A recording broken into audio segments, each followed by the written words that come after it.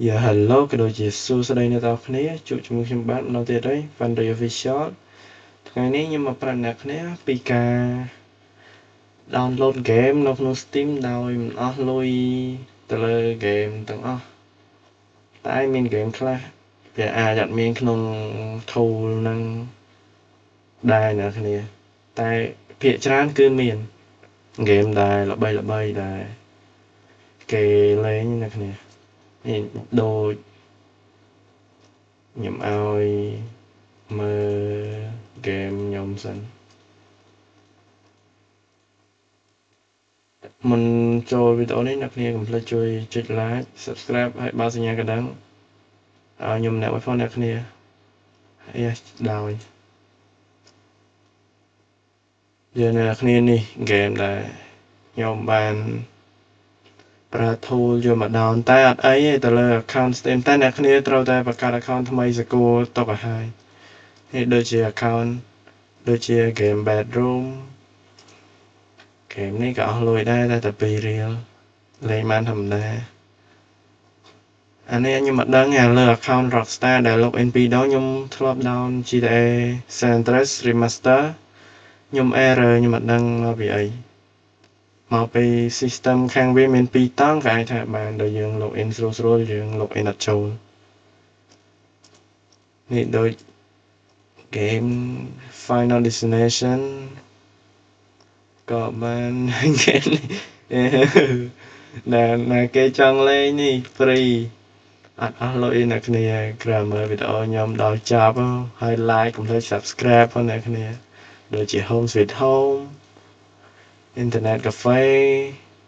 នេះ The Last of Us ខ្ញុំលេងការធម្មតាតែដូចជាខ្ញុំវាមានការ error game នៅប្រហែលមួយអាទិត្យឬជា2អាទិត្យខ្ញុំអត់ច្បាស់ដែរភ្លេចតែចាំខ្ញុំចេញវីដេអូប្រាប់ពីការ fix តែអ្នកគ្នាលេងអាចបានមួយអាទិត្យអីដែរមួយអាទិត្យពីរអាទិត្យអីដែរហើយ fix ហើយលេងបានធម្មតាវិញយើងចូលមកការពីការដាក់បងប្អូនអ្នកគ្នាជាតំបន់អ្នកគ្នាចូលមកជ្រោមអ្នកគ្នា search វាថាយ៉ាស់ច្រឡំ Steam tool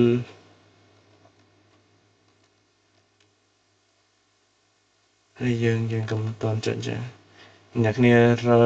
យកខាងលើអ្នកគ្នាកុំយកខាងក្រោមរើសខាងអក្សរចិននេះអ្នកគ្នារើសអក្សរចិននេះមកអ្នកគ្នាអស់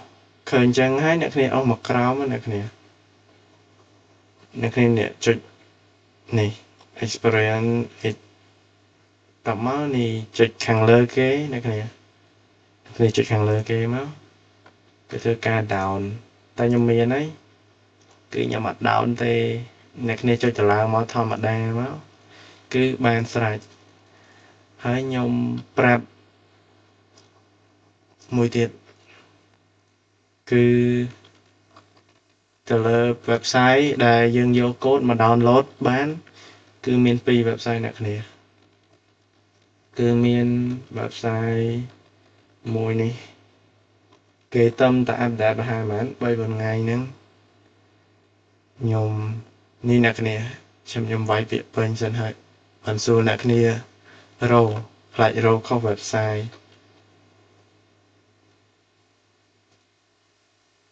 នេះអ្នកគ្នា website មួយនេះនៅខាងលើគេអ្នកគ្នាមើលពាក្យទៅនេះស្រួលជាងពាក្យខាងនេះអ្នកគ្នាចុចលើវាមកចុច I understand មកអ្នកគ្នារើសខាងនេះយើងអាចមើល game select ហើយខាងនេះតើណាយើងមិនបាច់ចាំ search យើងចង់ដូចជាយើងអត់ដឹងថាលេង game អីអ្នកគ្នាអស់មើលខាងនេះលេងមក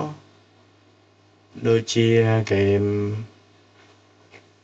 អីមើលមាន game អីហើយ website មួយទៀតដែលខ្ញុំប្រាប់អ្នកគ្នាអាហ្នឹង website ហ្នឹងដូចជាយើងចង់លេង game អីយើង search ទៅយើងយកកូនមក download game តែខ្ញុំមកប្រាប់ website មួយសិន website មួយនេះយើងដូចជាយើងអត់ចង់លេង game អីយើង ជារមើលទៅឃើញហ្គេមណាសប្បាយរៀងសប្បាយអីអ្នកគ្នាចុច download មកដូចជានេះ Spider-Man នេះដូចខ្ញុំអត់ទាន់មានទេផ្លេចបាត់ហើយមកឈប់មើល Steam ទៅខ្ញុំមានតែ Spider-Man 2 Spider-Man 2មានច្រឡំរោងហ្គេមផ្សេង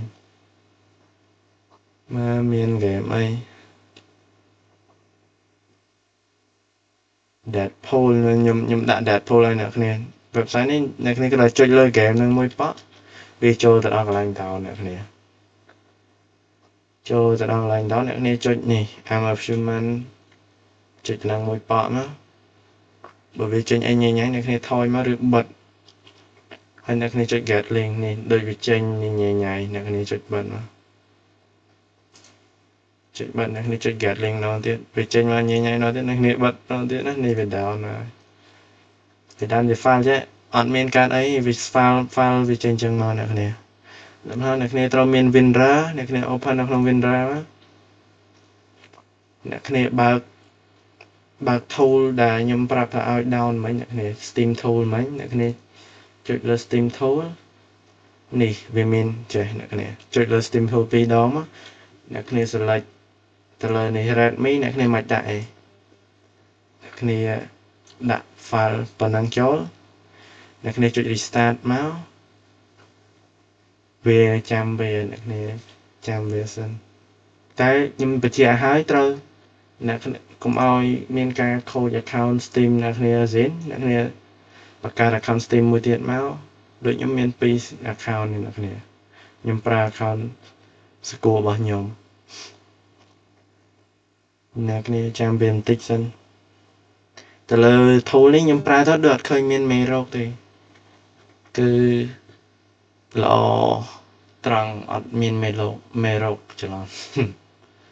តែទៅលើការ ban account គឺខ្ញុំអត់ទាន់វាអត់ទាន់ ban account ខ្ញុំអត់ដឹងថាវា ban អត់ទេតែវា ban វិញវាបិទ game យើងតើយើង fix វាតែចាំវីដេអូក្រោយចាំខ្ញុំធ្វើការ fix បរៀនពីការ fix ទៅលើអ្នកនរគ្នាមិញខ្ញុំ down game មិនទេផ្លេចបាត់ចុយផ្លេច game Deadpool នេះអ្នកគ្នាបានមិនចាំបាច់ទិញទៅ game Deadpool ហ្នឹងដឹងទិញប៉ុន្មានទេផ្លេចបាត់ហើយអញ្ចឹងអារឿងកោហើយ game កោទៀតនេះអ្នកគ្នាបានបាត់ថាត្រឹមតែ 6G game នេះខ្ញុំមកប្រាប់ website មួយទៀតអ្នកគ្នា web tool មួយចឹង website មួយទៀតឈ្មោះថា Steam DB អ្នកគ្នា Steam DB នេះអ្នកគ្នា Steam DB info ហើយចុចមក website ខាងលើនេះអ្នកគ្នាចង់ search ដូចជា game អីអ្នកគ្នាចង់ search GTA 5នេះអ្នកគ្នា GTA 5អេចុយវា GTA 5ដូចមាន2មែន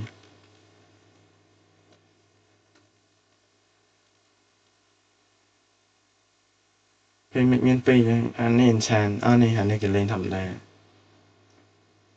គេ copy មកអ្នកគ្នា copy ID app ID ខាងនេះអ្នកគ្នាចេញមកអ្នកគ្នាចេញពីជ្រោមនោះមកអ្នកគ្នាចូលទៅអ្នកគ្នា shortcut website មួយមិញ manifest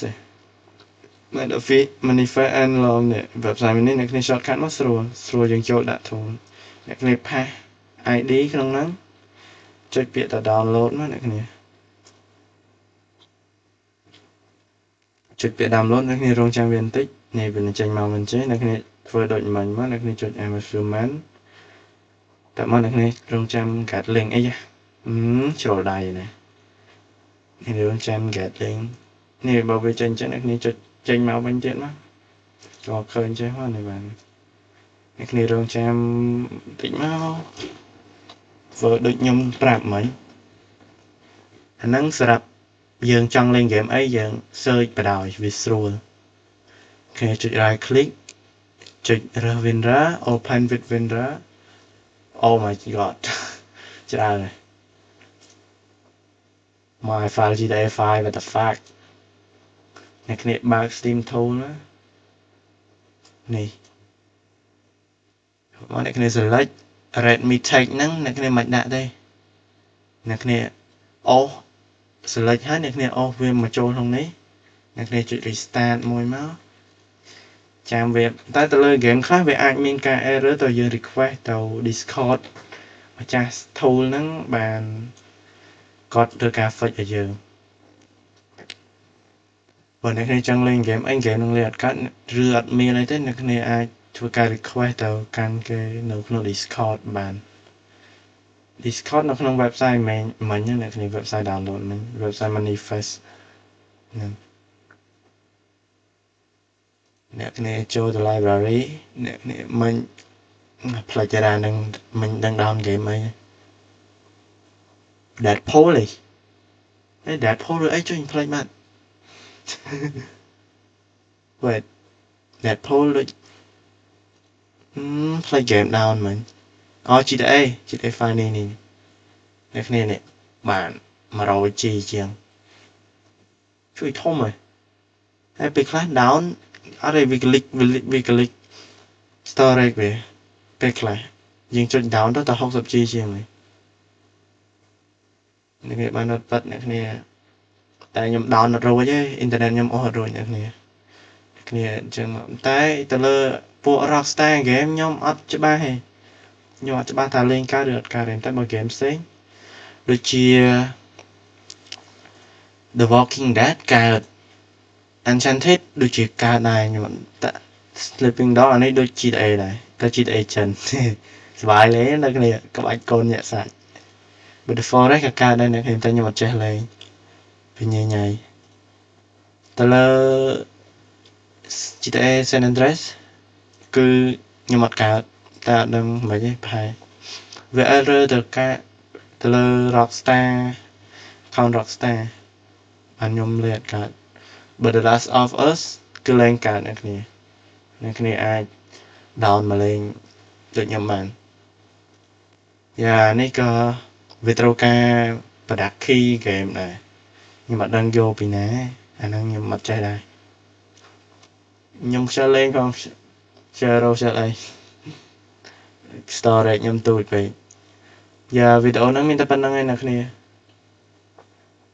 បើមានចម្ងល់អីអាចសួរខ្ញុំនៅក្នុង comment ឬក៏អាច chat មក Facebook ខ្ញុំក៏អាចក៏បានដែរអ្នកគ្នា